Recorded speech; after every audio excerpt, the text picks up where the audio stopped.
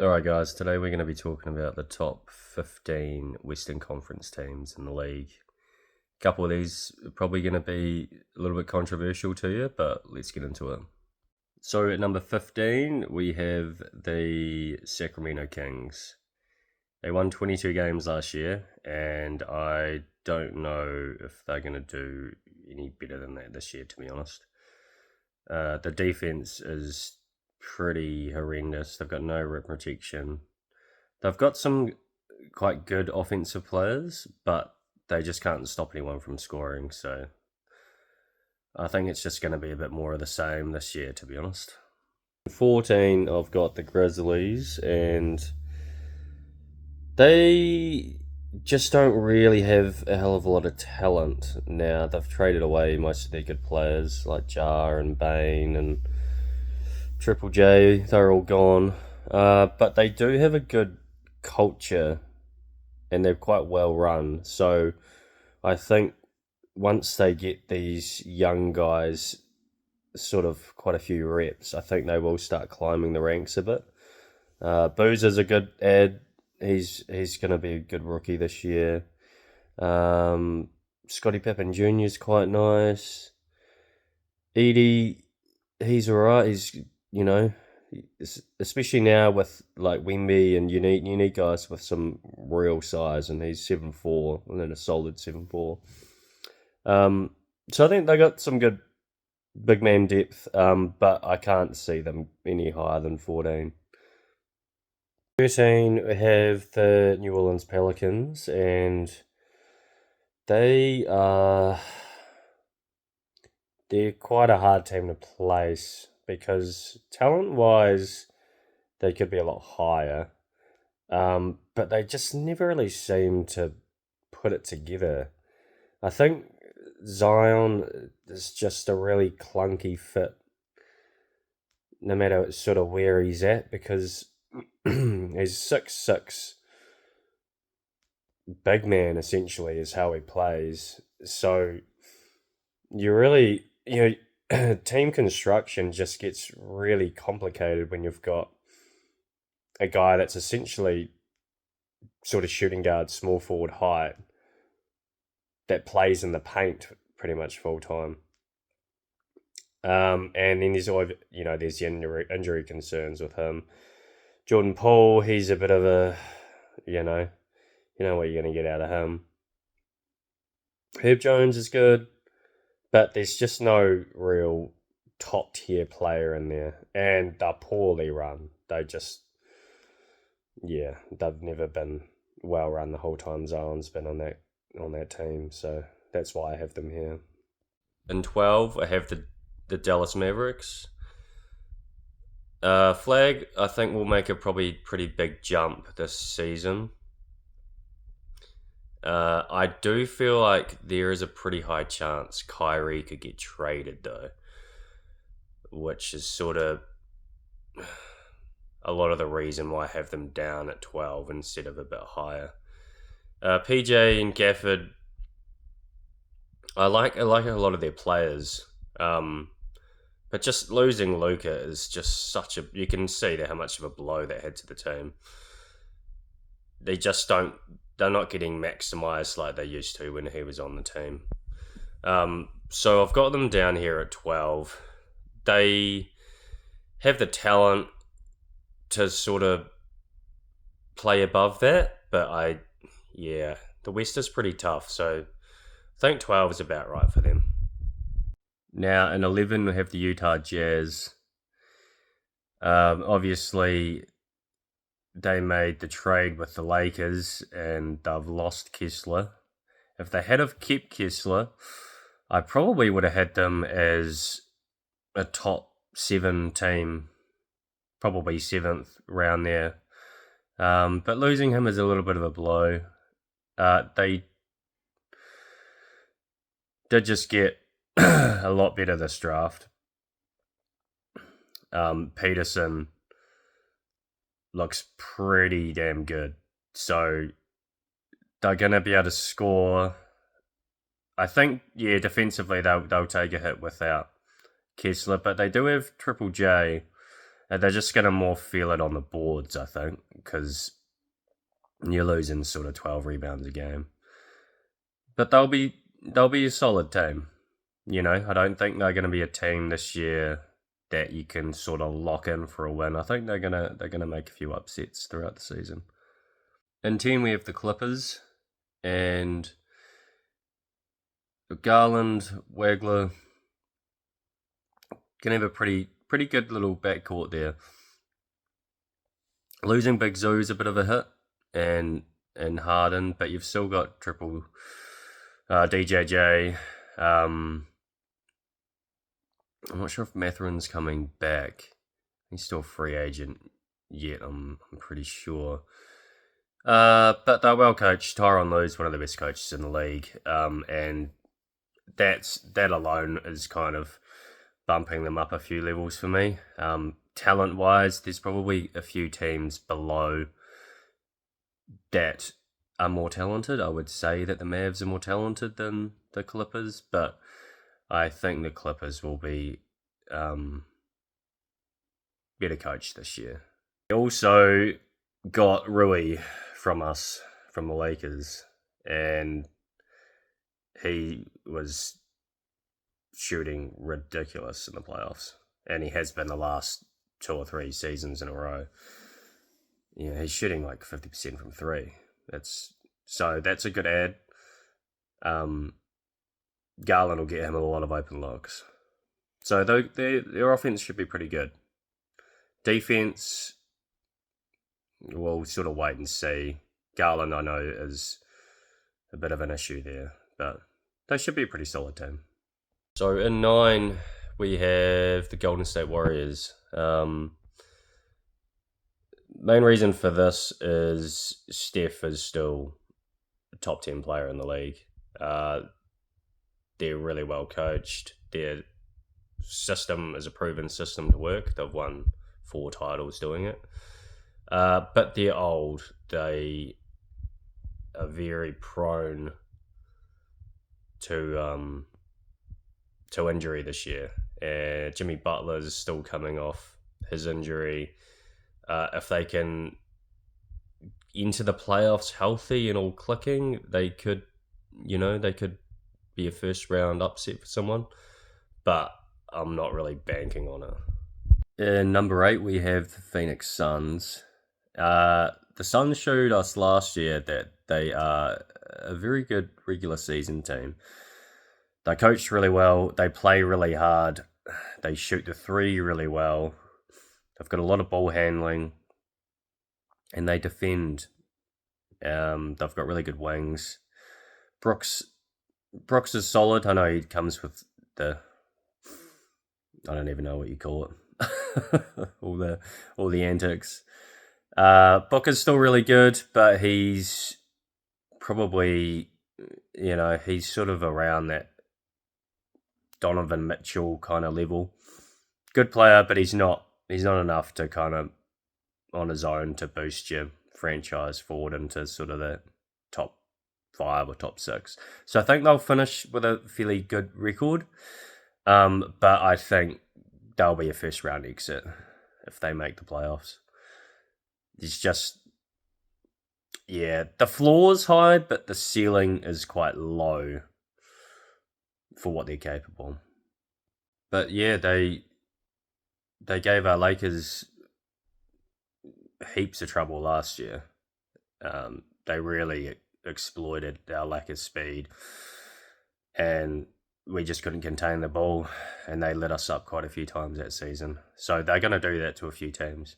But anytime they match up against OKC or Houston or the Spurs, they just do what they do at an even higher level, really. So they don't have much of a chance against those teams. So I've got the Blazers in 7. They've shown last year that they're good enough to make the playoffs, and the way I'm kind of looking at it is you are getting Dame back from injury. And the main thing you were missing, Denny was great. He really showed he can play in that high pressure situation. But their main issue was their outside shooting, and you're bringing in arguably the best deep 3-point shooter in the league. Steph's a better shooter, but from deep, you could make an argument that Dame might even be better than Steph. So you're adding that in, and even if he has lost half a step or so, you don't lose the ability to shoot. The shooting's going to stay, and they're adding Morant as well, which will be that might be slightly clunkier fit, but I'm assuming they just stagger those minutes as much as they can between Dame and Jar, and you're getting a massive drop beater in Dame, and then you're getting a downhill switch nightmare in Morant. So there's just a lot of talent there. So I think 7, even with them not performing at superstar levels or maybe even all-star levels, I still think they're a 7th seed. Now, in 6, I've got the Rockets. And they're coming off a pretty embarrassing first round exit to a depleted Lakers team. No Luka at all, and Reeves only at the end there. They just really missed VanVleet. That was pretty glaring in that matchup. KD, for some reason, couldn't figure out how to get out of a double team, which sort of baffled me, to be honest. But so they're going to have their whole team back. They've got VanVleet that'll be off his injury now. I'm running the show at point. So KD needs that to sort of be effective. He's not a good enough playmaker to be doing what he was doing in that series. So you slot him more into his more natural role, and the defense is really good. Their rebounding's great. Thompson is just a freak athlete. He's probably one of the best defenders in the league. Yeah, the only thing with them is the outside shooting is pretty bad in certain lineups. But they play hard, they're physical, they rebound. Their coach is not a great X's and O's coach. I think he gets a lot out of his players, but in terms of scheme, I don't think he's that great. But I've got them here at 6. All right, now we're into the top 5. This is where it starts getting to the sort of contenders. The number 5, we have the Minnesota Timberwolves, and I've had a bit of a shuffle around this year. They've lost Randall, they've added Ball, so I think their offense is going to be pretty insane. If they can figure it out, it's going to be very hard to defend. Ball is going to mean that Edwards can literally just focus on scoring. He's not going to be able to be doubled as easy as he was earlier, because Ball can shoot from 3 and he's got a quick release, and he will shoot 8-10 threes a game. He doesn't have a problem shooting high volume.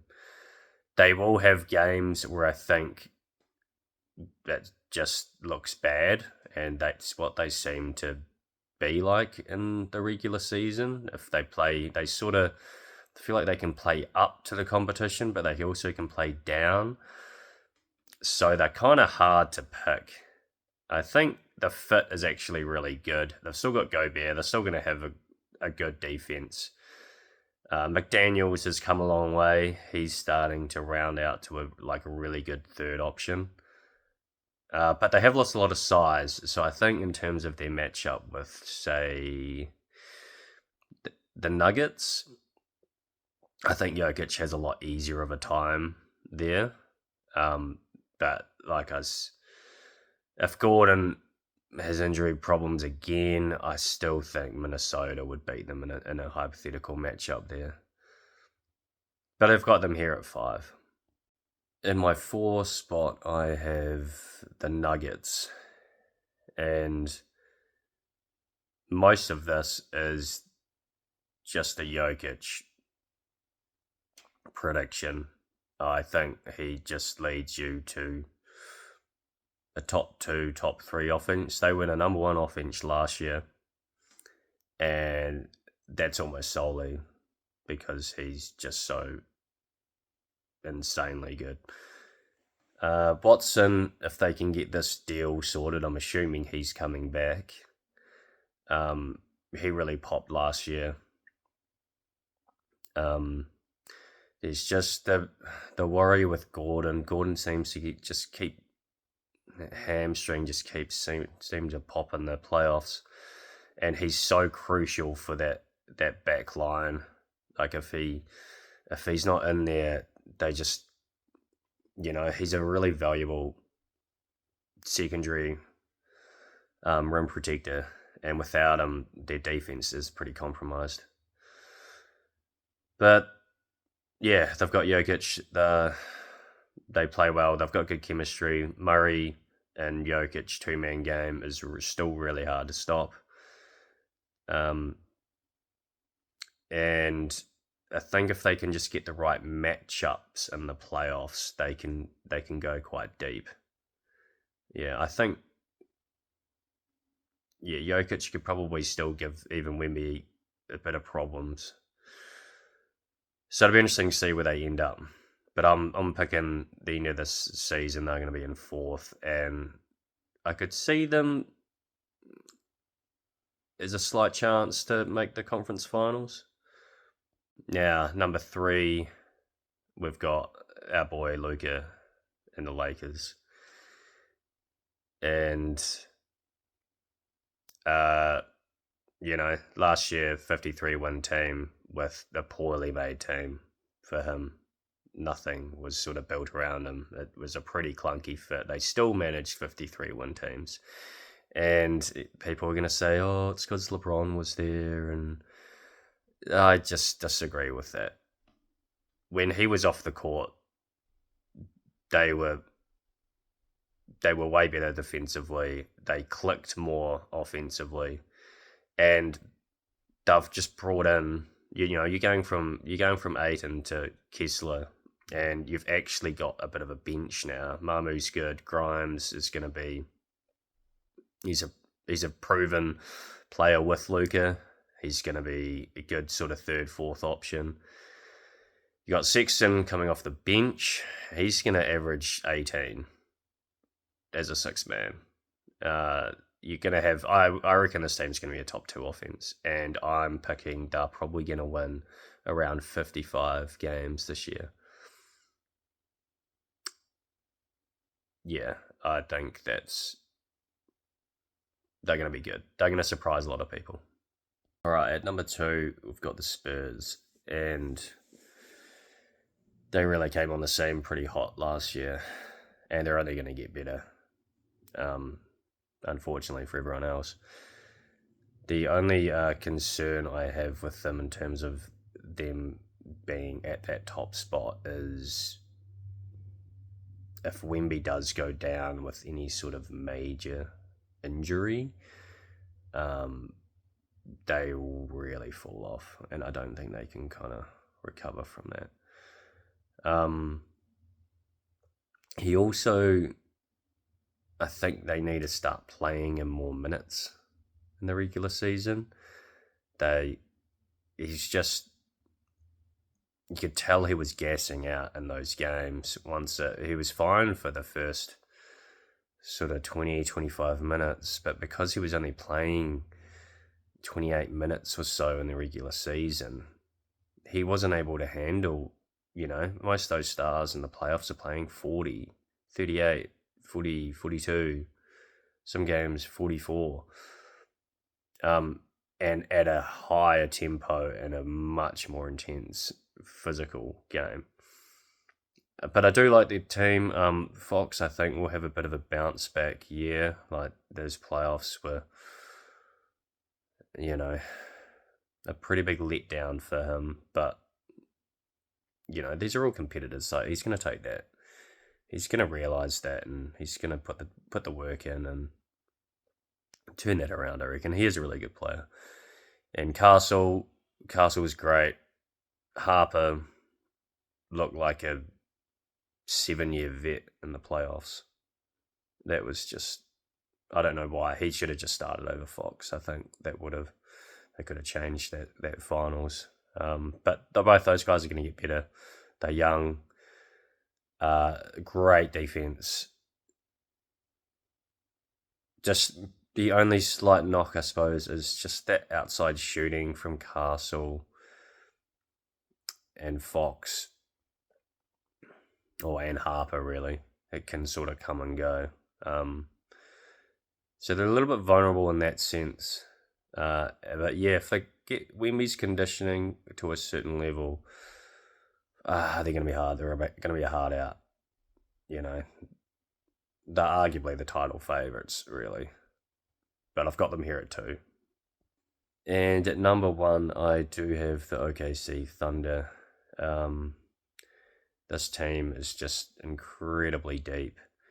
They did lose a few good players this year, but I don't think it's going to impact them in a huge way. They play really hard. They're a great defense. Shea is an absolute monster in the regular season, which is, this is what these predictions are. He's shooting 55% from the floor, mid-range. Like, that's just insane.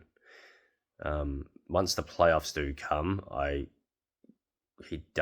efficiency does drop because the physicality ramps up and those looks aren't as easy as they are in the regular season. But even with J-Dub out last year, they were still going on 15, 20 game win streaks, and yeah, they're a great team. And this is coming from a Luka fan. We don't really like the OKC Thunder over here, but we've got to tell it how it is, and that's just how good they are, unfortunately. Chet, he was a terrible matchup for Wemby in the playoffs. Wemby sort of had his number that whole way throughout, but he's really good. He's great rim protector. He's mobile enough to kind of guard out on the perimeter. They're going to turn you over and they're going to score a lot of points. And they're going to win a lot of games. That's just sort of what it is. So, yeah, they're here at number 1 for me. So that's the full 15. That's my full predictions for the Western Conference. There'll obviously be a few that you guys agree with, and obviously a few that you don't agree with. Just let me know what you think in the comments. I'd be interested to see your perspective on it all.